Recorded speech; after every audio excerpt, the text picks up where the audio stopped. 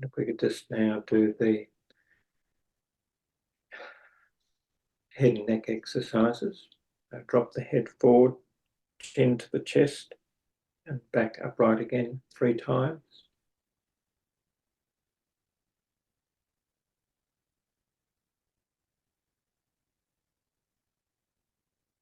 Drop the head back, eyes to the ceiling, and upright again 3 times.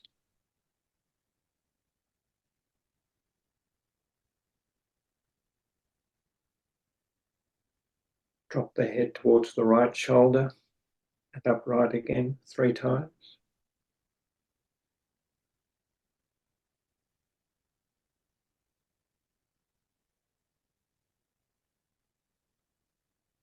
And drop the head to the left shoulder and upright again 3 times.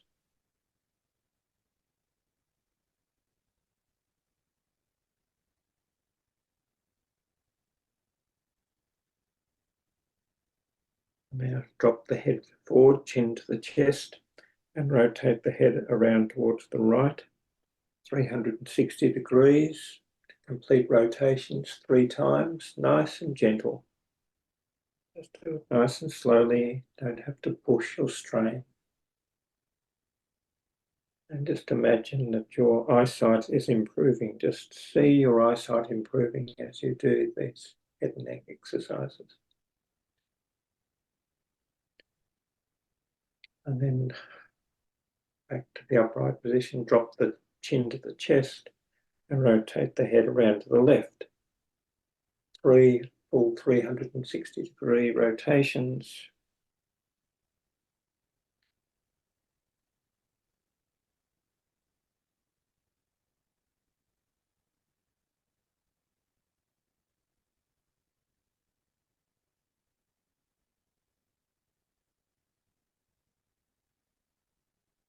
Okay, and now the breathing exercise. So breathe in through the right nostril and out through the mouth 3 times.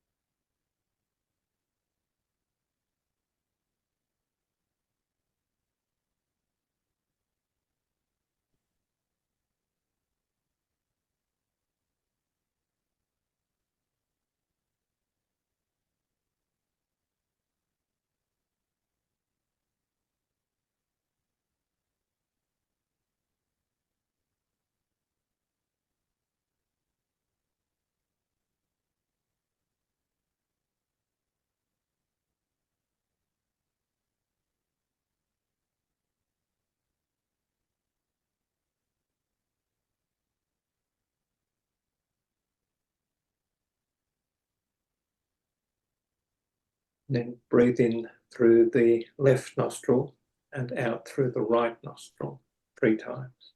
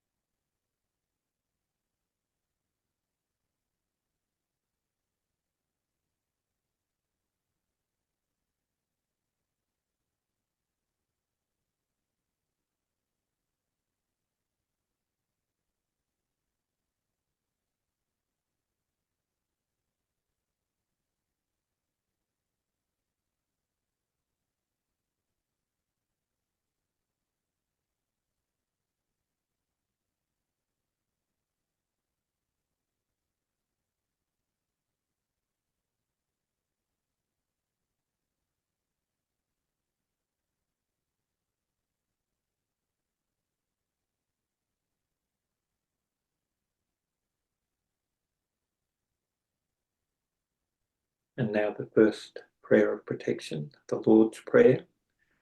And if you're familiar with the chakras or endocrine glands associated with each part of the Lord's Prayer, just see if you can feel what's going on in that part of the body as you say each part in your mind or as I speak it. Our Father, who art in heaven, hallowed be thy name. Thy kingdom come, thy will be done, in earth as it is in heaven. Give us this day our daily bread, and forgive us our debts, as we forgive our debtors. And lead us not into temptation, but deliver us from evil. For thine is the kingdom, the power, and the glory forever. Amen.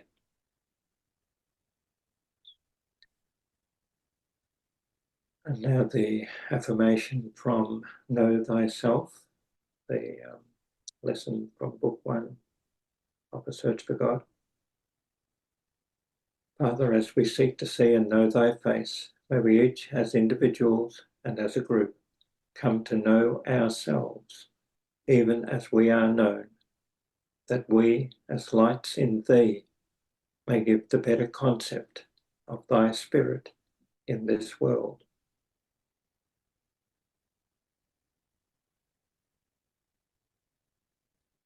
And now the second prayer of protection.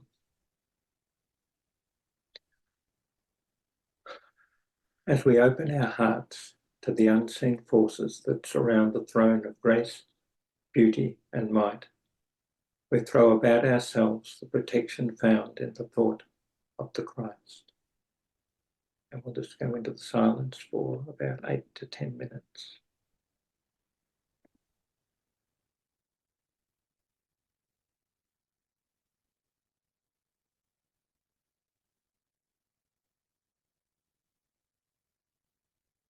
Would you end your meditations now, please, and bring your awareness back to your room? And Father, Mother God,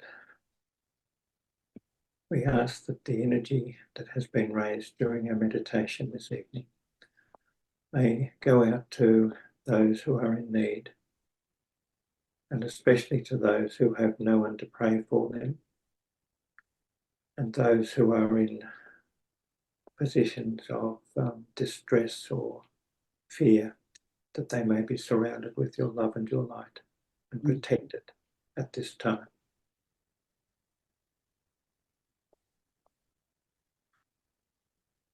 Now we'll just do something a little bit different.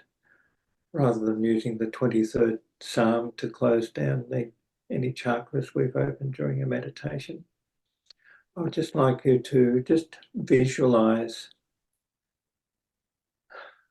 a container of beautiful, clear, crystalline water that is just being poured out over the top of your head and just pouring down through each of the chakras, each of the endocrine glands, purifying them, cleansing them, and just allowing them to close down any that were open.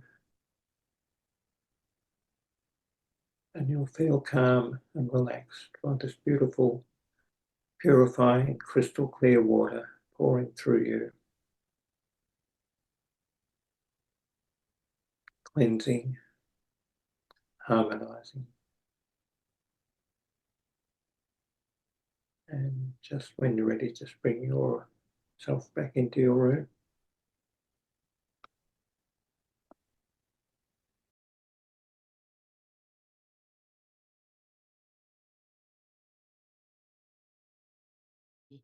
What is meditation?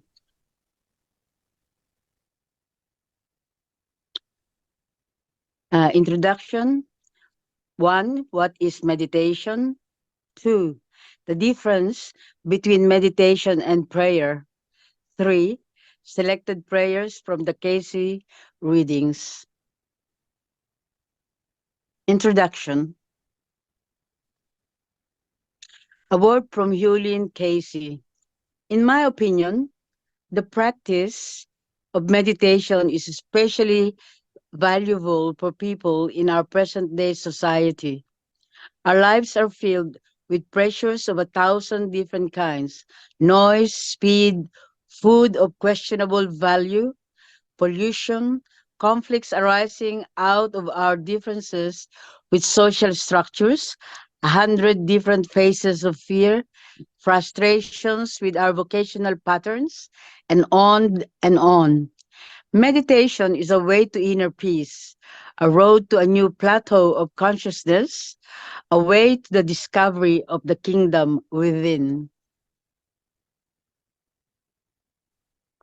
The Cayce readings tell us how to meditate, why we meditate, and what to expect when we meditate. Through the practice of meditation, we can learn to savor life to its fullest. We learn that we are never alone, that help is always near. We begin intuitively to know whether the decisions we make are right or not. We can see illnesses fading by the wayside. We learn to give others a helping hand, to accept help from others. Meditation for guidance. The path to divine guidance can be found in meditation. To be quiet, to listen for the guiding voice within can bring about such a drastic change in one's life as to become almost unbelievable. Edgar Cayce found divine guidance for meditation while in a trance-like state of mind. Cayce passed this guidance on to all who will take the time to learn to meditate and in turn listen. Meditation for healing. Casey told us, in meditation, healing of every kind and nature may be disseminated on the wings of thought. 1. What is meditation? According to Edgar Cayce, meditation is not musing, not daydreaming, but as you find your bodies made of the physical, mental, and spiritual. It is a tuning of the mental body and the physical body to its spiritual source. It is the attuning of thy physical and mental attributes, seeking to know the relationships to the Maker. That is true meditation. Meditation is the tuning in to the God consciousness in oneself, the shutting out for a given period of time, each day, the many things which make a constant demand of everyone, the stilling of the mind to the hue and cry of the everyday world, the hearing of God's answers to our prayers, the awakening of a part of us which has lain dormant for a long, long time. During meditation, the seven spiritual centers of the body are opened, allowing the Kundalini flow to rise. The spiritual centers are the glands or ducts or the endocrine system, pituitary, pineal, thyroid, parathyroid, thymus, cells of the Leydig or Leiden, adrenals, and gonads. The Kundalini is the creative flow of energy which starts in the gonads and rises to the pineal, spilling over into the pituitary, the master center.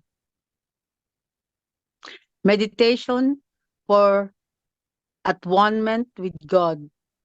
Meditation is not a game nor an activity to be entered into for the fun of it or for the experimental purposes, nor is meditation a concentrated thought which leads to self-hypnosis.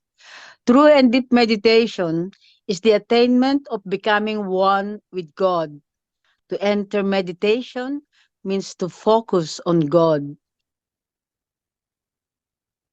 Meditation must be learned. As with most things, meditation must be learned. One must consistently meditate day after day, not just occasionally. Meditate even when it seems hopeless, for with practice the door will be opened. But first study to know what meditation is.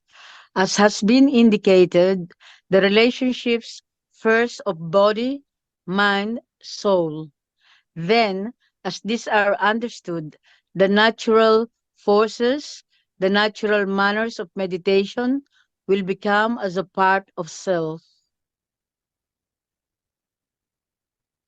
Meditation to contact God. Edgar Cayce confirmed that everyone is a soul and that they were created in the image of the Maker. If one accepts the existence of the soul, one can also accept the fact the creator of those souls would not permit them to exist without some means of communicating with him. It is through meditation that one is able to establish this communication with him. Meditation to cleanse and rejuvenate. Meditation is emptying self of all that hinders from the creative forces, Kundalini, rising along the natural channels of the physical man to be disseminated through those centers, ductless glands, and sources that create the activities of the physical, the mental, the spiritual man. Properly done, must make one stronger mentally, physically. And as we give out, so does the whole of man, physically and mentally, become depleted, yet entering into the silence in meditation with a clean hand, a clean body, a clean mind, we may receive that strength and power that fits each individual, its soul, for a greater activity in this material world. Thus, meditation is also a cleansing process, a rejuvenation for the mental, physical, and spiritual bodies. In meditation, the creative forces move gradually upward from gland to gland, literally forming a figure eight in its upward and backward movement, cleansing and strengthening as it flows. Meditation for self development. Meditation goes hand in hand with self development, not only for the mind, but for the physical body as well. Meditation is also the means of selfless development, of learning to let oneself be used as a channel of love and help for others. Meditation to help others. As you meditate, as you analyze thyself, it isn't that there is to be given of the means so much as it is to assist and aid others that you meet day by day to analyze themselves, that they keep away from hate, animosity, jealousies, fears, those things that produce disturbing forces in the lives of thy neighbor, of thy friend, of thy people. Admonish them as he of old, that they may walk in the ways that are in keeping with those things in which the creative forces of God are active or are taken into the activities of the relationships day by day.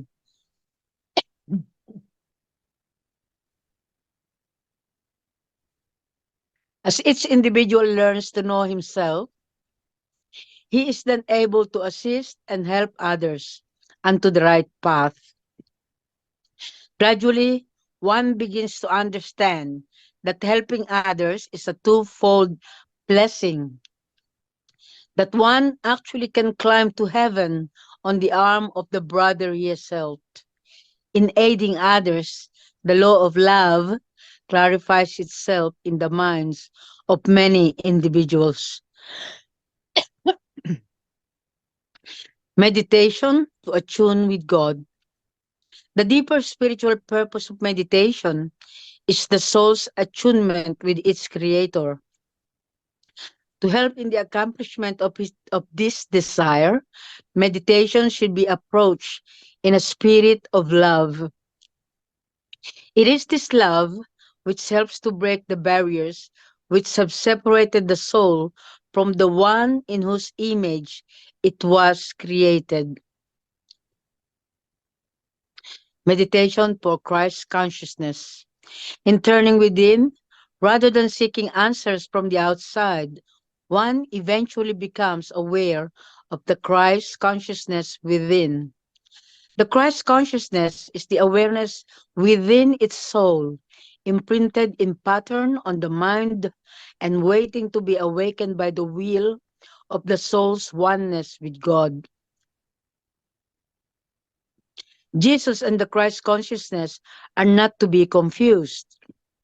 The Christ consciousness is a universal consciousness of the Father Spirit.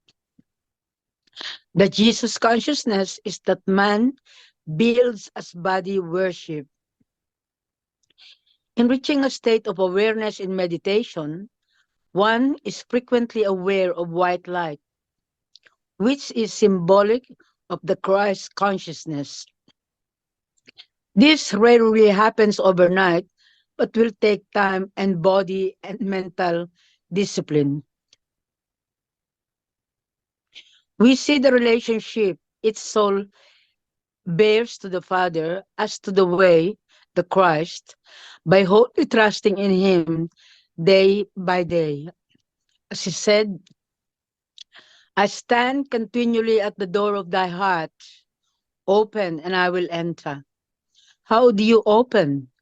Through searching, seeking, humbling thyself before the throne of grace and mercy, as was manifested in Him, acknowledging Him as thy Lord, thy Master, yea, thy elder brother. He has also given, if you open, I will come and abide with thee. This then is the manner, the way, the truth, the light, through which this entity may find its true relationships to the creative forces. He then is the light, and that which is sought in meditation. Becoming aware of the light is a spontaneous happening, and the glorious sensation of one's having experienced it causes one to work consistently for the experience. The soul recognizes the light as its source of beginning. In the white light, one knows he is reunited with his Creator. In the book of John 8:12, it is written, Thus spake Jesus again unto them, saying, I am the light of the world. He that followeth me shall not walk in darkness, but shall have the light of life. The white light is described by the Mundaka Upanishad as, This is the light of light. When it shines, the sun does not shine. There is no light to be compared with the one which is soft in meditation. The whitest of whites, it is composed of all the colors in the spectrum which are visible to the physical eye, and perhaps the many unseen colors which one is told exist but cannot be seen by the human eye under ordinary conditions. There is a shining radiance to the light which might be compared to the one encountered by Paul on the road to Damascus. Or, as Edgar Cayce said, he, that Christ consciousness, is that first is spoken of in the beginning when God said, Let there be light, and there was light. And that is the light manifested in the Christ. 2. The difference between meditation and prayer. Prayer is the lower self petitioning the higher self for spiritual guidance. In prayer, one talks to God. In meditation, one listens for the answers of God. During meditation, one learns to listen for the still small voice within.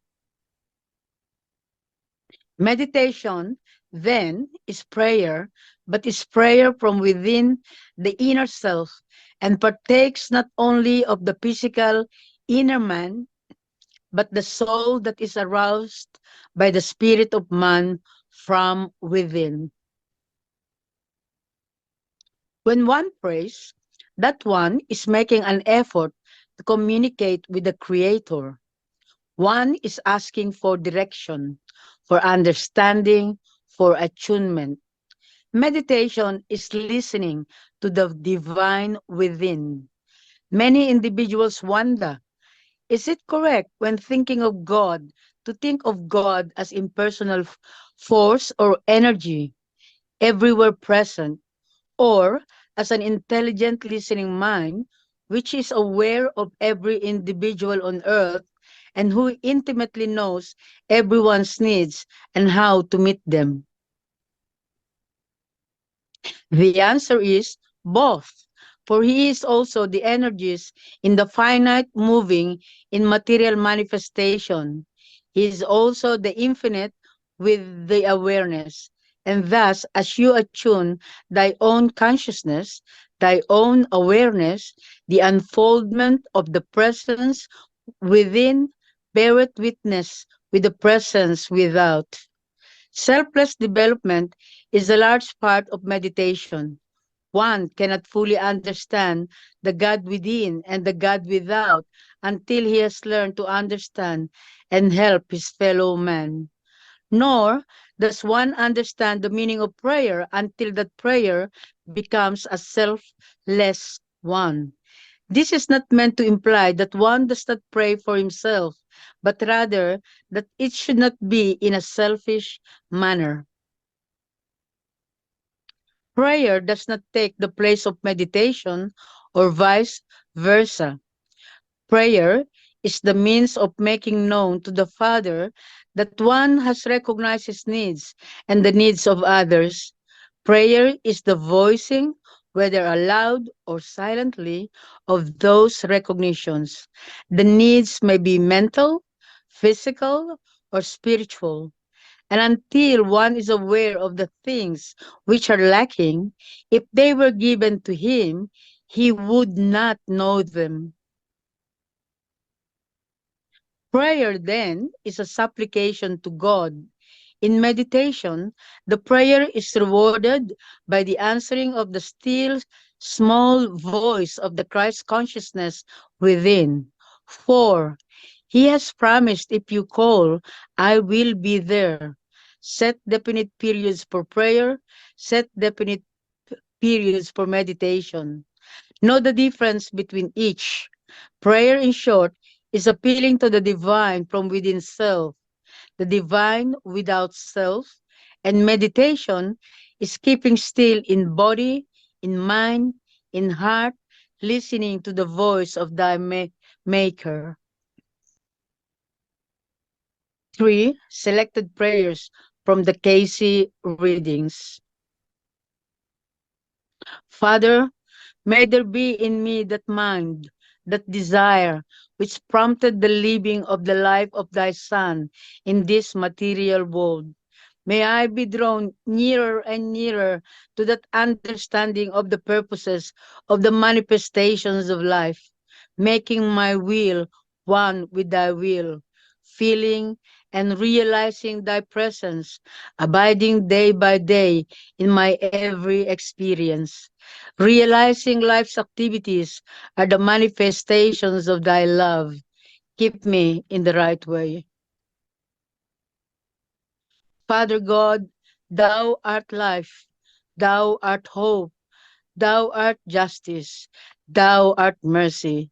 In this may I, thy servant, claim thy care, thy love, that my body may be cleansed as my mind is cleansed, that I may be before thee holy and acceptable unto thee to do service to my fellow man in thy name, and that the glory of thy love as manifested in the Christ, my Savior, our Savior, may be manifested more and more in the earth. As I open my heart, my mind to thee, O God, with the joyousness of the new experiences that may be mine. Wilt thou be the guide? May I make my will, my mind, my soul daily in accord with that service that thou wouldst have me render to my fellow man. Let the words of my mouth and the meditations of my heart be more and more acceptable unto thee, my Lord and Redeemer. For thou may live in me as thou hast promised, that the glory of the Father may be manifested in those that love his ways. Help thou mine unbelief.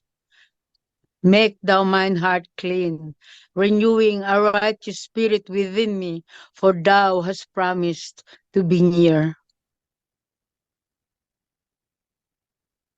And that ends my presentation for tonight.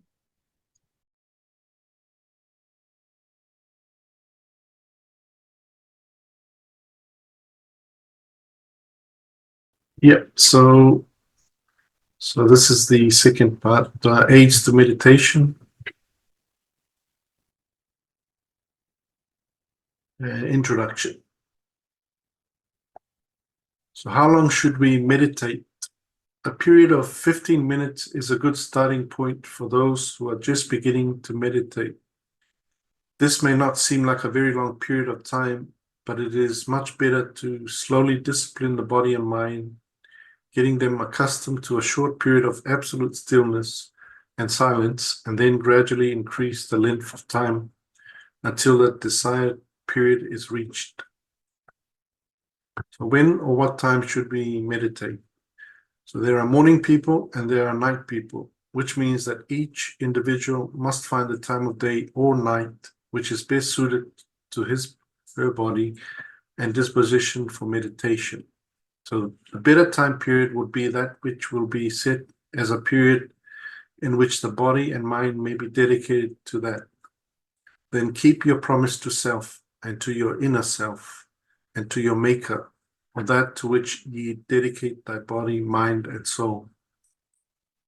So what state of mind should we have when entering the silence? So when the heart and mind will be happy at the prospect of entering the silence. Meditation should become the time of the daily routine most looked forward to. So the rewards of meditation, inner peace will be one of the first rewards of meditation. Individuals will begin to find that if the mind be stormy with the petty problems of everyday living, it will begin to emerge from meditation with the freshness of a newly rain-washed sky. We must learn to discipline the physical and mental bodies for meditation. He has ever promised, and he is faithful to those that cry out unto him in the night or in the day. For he will not leave thy soul desolate, neither will he allow thee to be burdened beyond that thou art able to bear. But he whom the Lord loveth, he purgeth every one, that each soul may be the purer in the light. Set aside time for our Creator.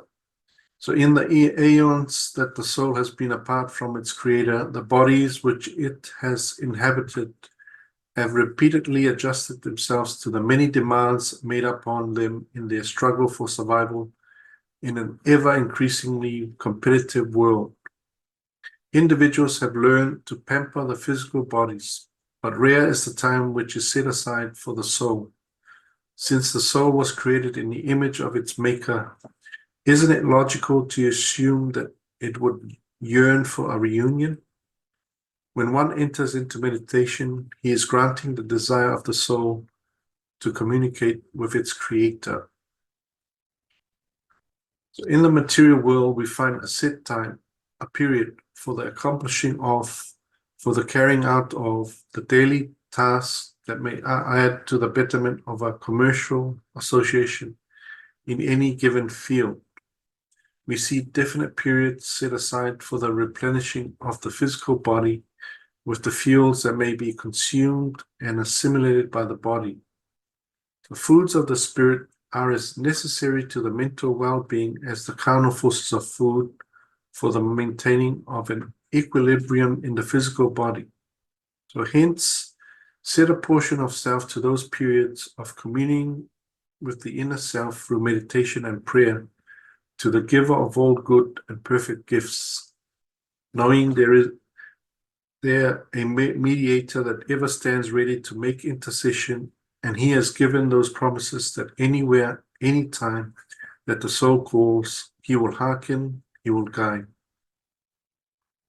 Material aids. Each individual reacts to different stimuli in a different manner.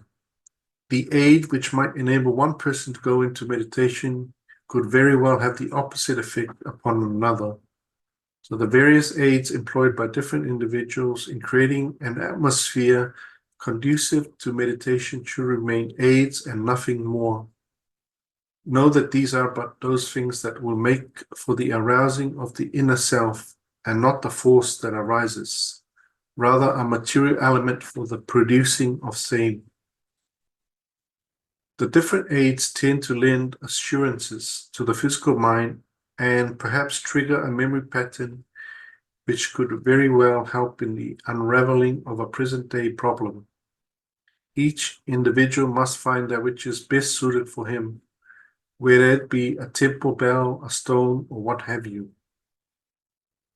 One individual who apparently vibrated to things of an oriental nature was told in a Cayce reading, and it is well that self, when contemplating and meditating, surrounds self with the environs of an oriental nature, for the dress itself should ever be rather the robes or loose clothing about the body. There should ever be something that bespeaks either of the scarab, bull, or serpent, with the perfumes of the East. Experience and intuition will tell each individual that which is best. Music is also quite helpful in setting the atmosphere for meditation. The choice of the music is entirely up to the individual. Needless to say, it should be soft and soothing, and it should be turned off before actually going into meditation. If an individual feels it will benefit him, help him grow in awareness, to create an atmosphere that is familiar by surrounding himself with objects of a certain nature, then by all means do so. But remember, these are but lights, but signs in thine experience. They are but as a candle that one stumbles not in the dark. But worship not the light of the candle, rather that to which it may guide thee in thy service. So whether from the vibrations of numbers, of metals, of stones, these are merely to become the necessary influences to make thee in a tune, one with the creative forces. Just as the pitch of a song of praise is not the song nor the message therein, but is a helpmeet for those who would find strength in the service of the Lord. So use them to attune self. How ye ask, as ye apply, you're given the next step. Head and neck exercises. So the head and neck exercise help to put the body in a quiet mood. With dedicated practice, it will not take too long for one to become completely unaware of the body during meditation. So to all intents and purposes, it will simply cease to exist.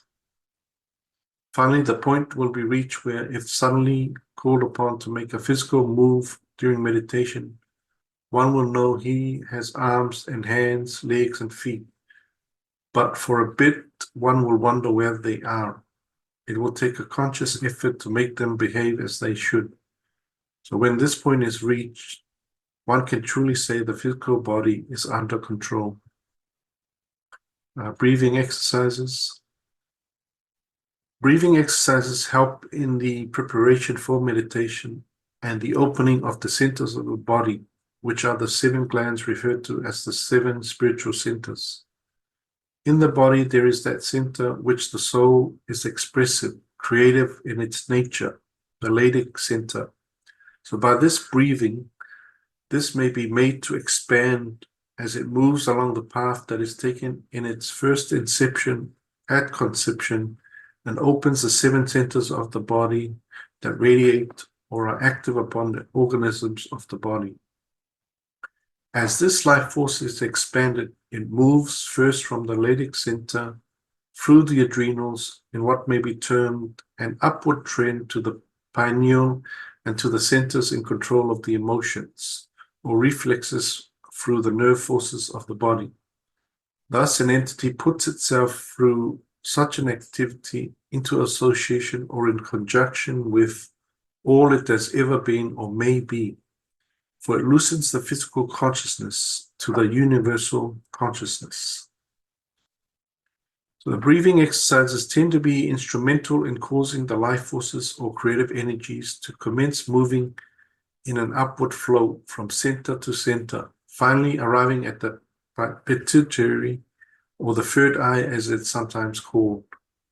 So in realizing the part which is played by the physical and the breathing exercise and meditation, one better begins to realize how every part of the body is tied to the whole, and the care of the body in every way is of utmost importance. There is the body physical, and there is the body mental, which is that directing influence of the physical and mental and the spiritual emotions and manifestations of the body. Then there is the body spiritual or soul body, that eternal something that is invisible. It is only visible to that consciousness in which the individual entity in patience becomes aware of its relationship to the mental and physical being.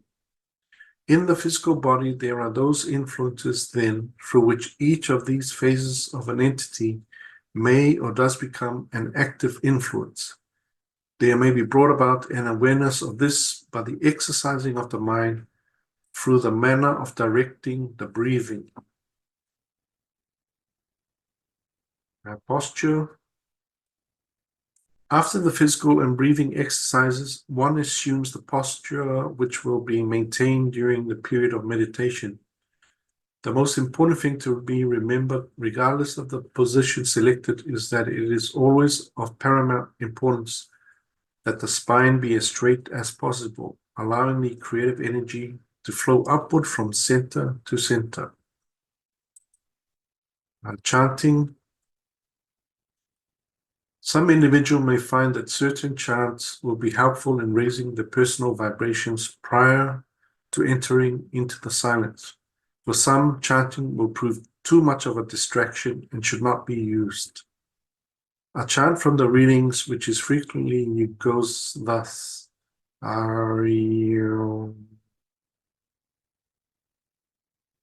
As you begin with the incantation of the R, the E, the O, the M, raise these in thyself, and you become close in the presence of thy Maker, as is shown in thyself.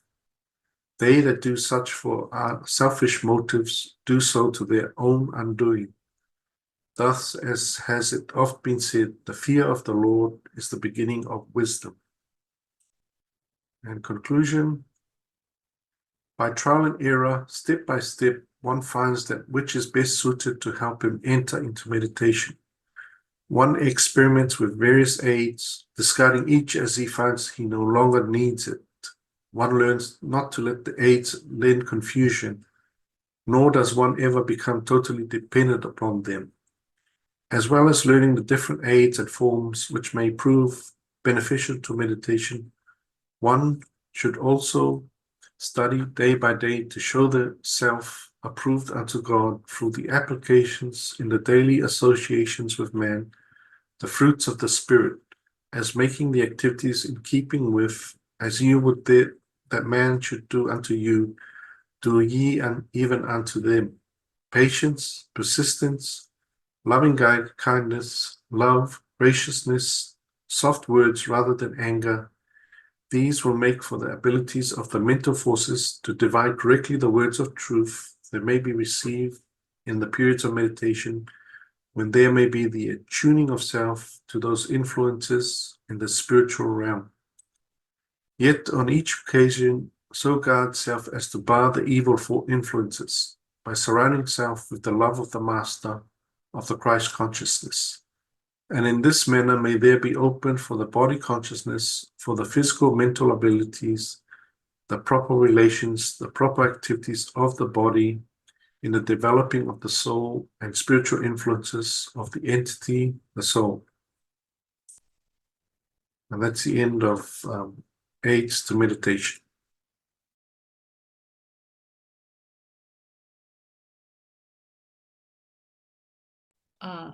So again, this is from Meditation, A Step Beyond with Edgar Cayce by M.E. Penny Baker. Body, mind, and soul.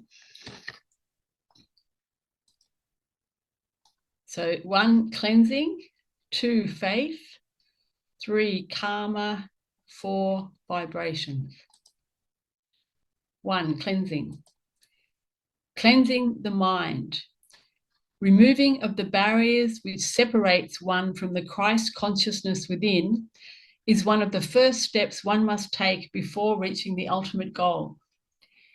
The mental attitude with which one enters the silence must be cleansed of all that would hinder progress. Prayers used for cleansing. Prayer is a very important means of cleansing the mental and spiritual bodies. Before the offering of love can be laid at the feet of the Master, it must first be offered to one's fellow man. The brief prayer of, Lord, he is thine, even as I am thine. Do that which will bring about peace and harmony between us. Helps to cleanse the mind of ill feelings towards others. It also serves to remind individuals that it's not only others to offend, but oneself as well. Forgiveness used for cleansing. The gift of forgiving others and ourselves is one of the greatest of all gifts. From the Cayce readings, in thine experience, have you ever found that to get even with anyone made thee happy? To forgive them is divine and brings happiness to all. These things sow in the lives, in the hearts, in the minds of others, grace and mercy. Lord, not sacrifice, not judgment. A clean body and surroundings. A clean body and clean surroundings are also to be taken into consideration in the practice of meditation. In whatever manner that to thine own consciousness is a cleansing of the body and the mind, that ye may be present thyself, clean before thyself and before thy God do. Whether washing of the body with water, purging of same with oils, or surrounding same with music or incense, but do that thy consciousness directs thee. No questioning, for he that doubteth has already built his barrier. Spiritual cleansing. In the practice of meditation, the spiritual centers are opened. By the opening of these special glands in the physical body, in the rise and flow of the creative energy, a spiritual cleansing process takes place. This particular cleansing helps to remove some of the stumbling blocks which have separated individuals from Christ consciousness within. The spiritual cleansing helps to rid one of hates, fears, angers, frustrations, and the ego trips which many individuals are subject to in their existence in a material world.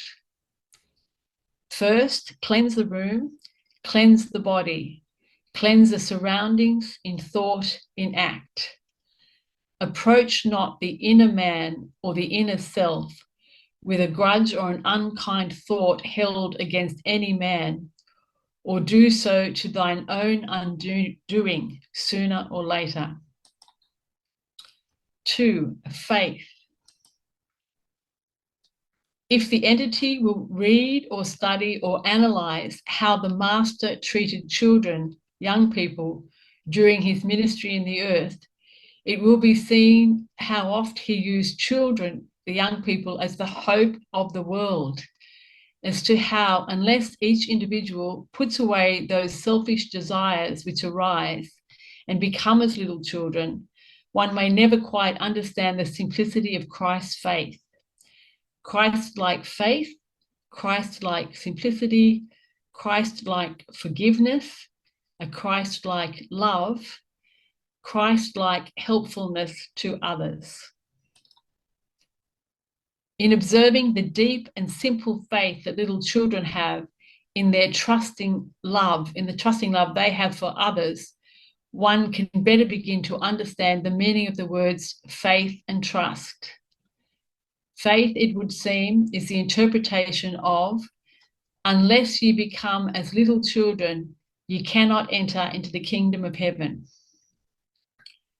While one is a living physical being, the most of heaven that one can know lies within, in the coming to know the Christ consciousness.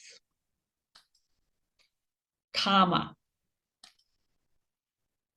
The word karma is a very old word originating in the Far East, and karma is referred to at different times throughout the Cayce readings.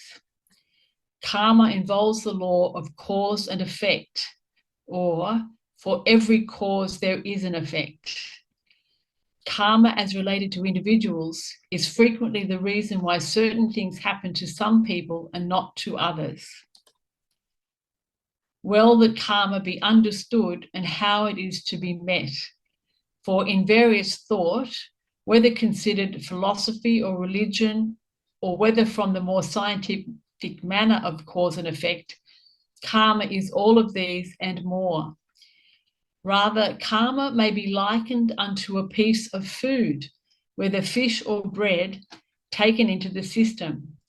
It is assimilated by the organs of digestion, and then those elements that are gathered from same are made into forces that flow through the body, giving the strength and vitality to an inanimate object or being or body.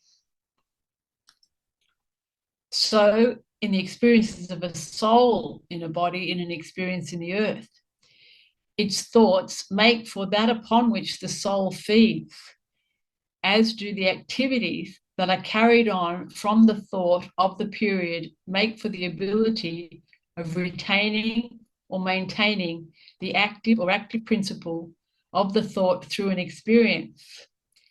Then the soul re-entering into a body under a different environment either makes for the expanding of that it has made through the experiences in the sojourn in a form that is called in some religions as destiny of the soul. In another philosophy, that which has been builded must be met in some way or manner, or in the more scientific manner that a certain cause produces a certain effect. Here we see that karma is all of these and more. What more? Ever since the entering of spirit and soul into matter, there has been a way of redemption for the soul to make an association and connection with the Creator through the love for the Creator that is in its experience. Hence, this too must be taken into consideration. 1, that karma may mean development for self and must be met in that way or manner. Or 2, karma may mean that which has been acted upon by the cleansing influences of the way and manner through which the soul, the mind soul, or the soul mind is purified or purifies itself, and hence those changes come about. And some people term it lady luck, or the body is born under a lucky star. It's what the soul mind has done about the source of redemption of the soul.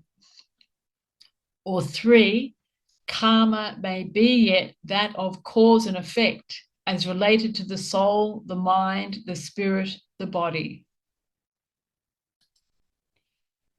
Thus it is that the karmic patterns are imprinted upon each soul as it moves through lifetime after lifetime.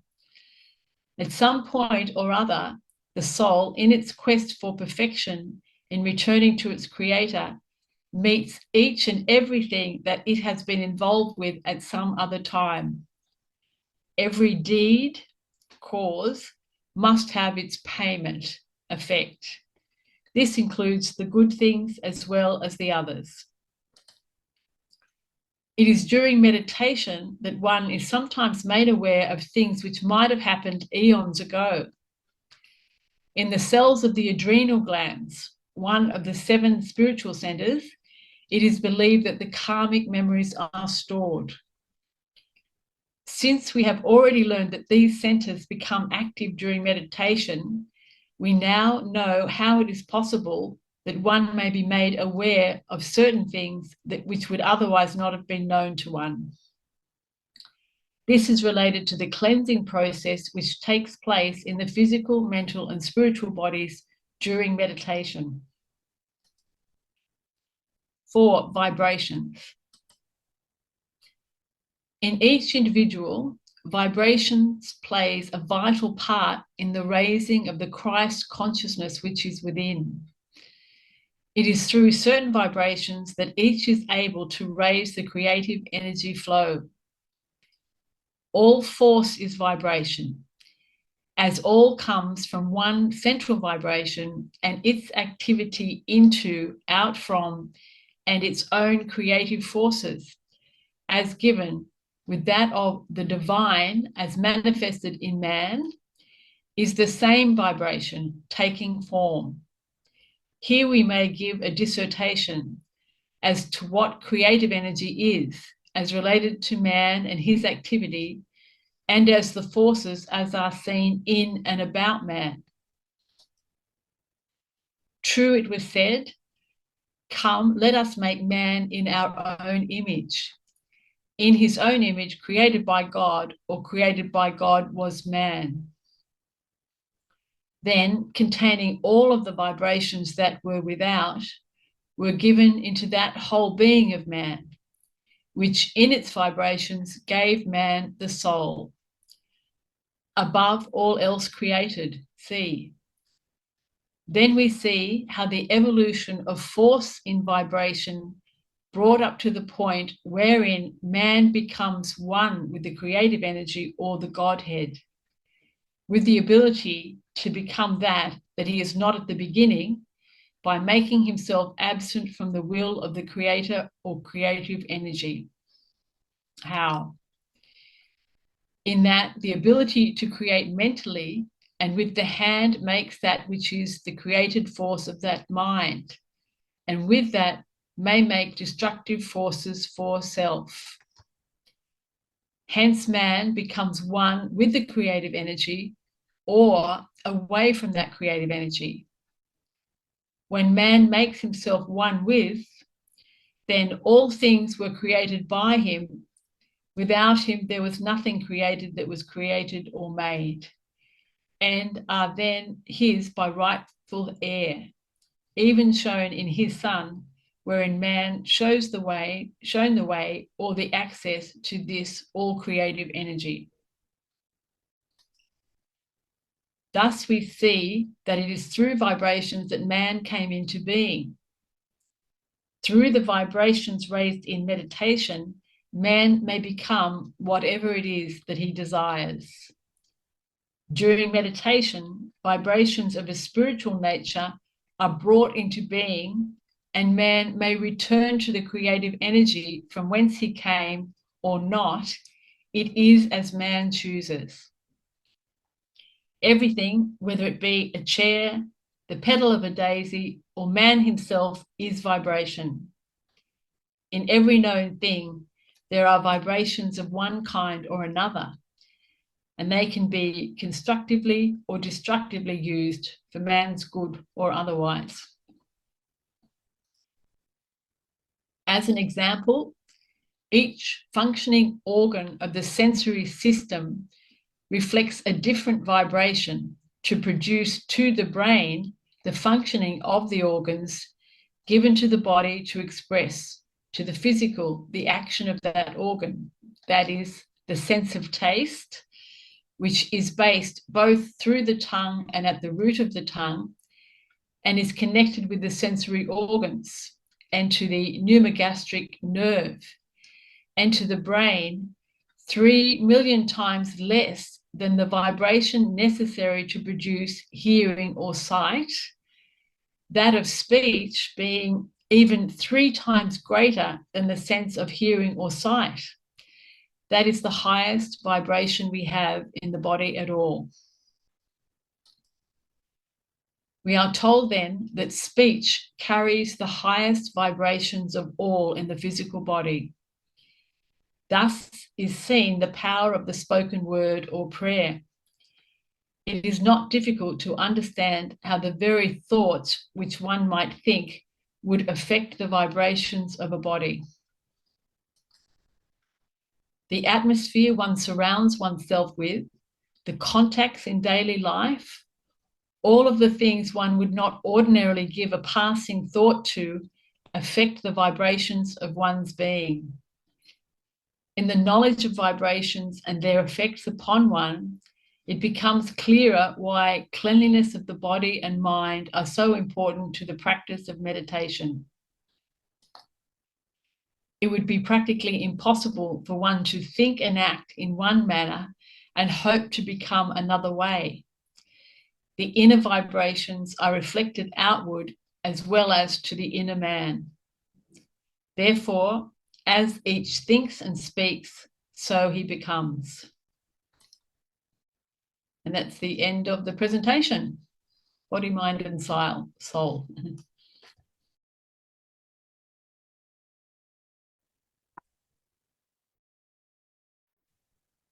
Okay, if we could just once again just quiet our minds, just take a couple of deep breaths,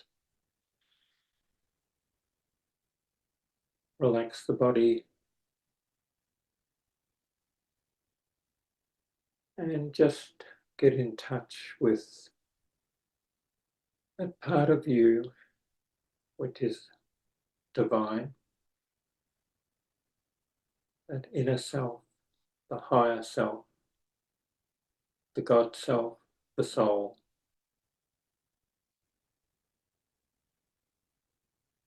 Just feel that part of you which is eternal, which has always been and always will be. Is not the soul and not the personality, not the ego.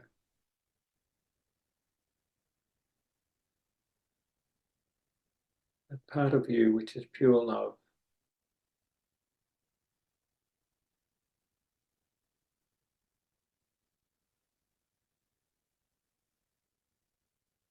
And Father, Mother God,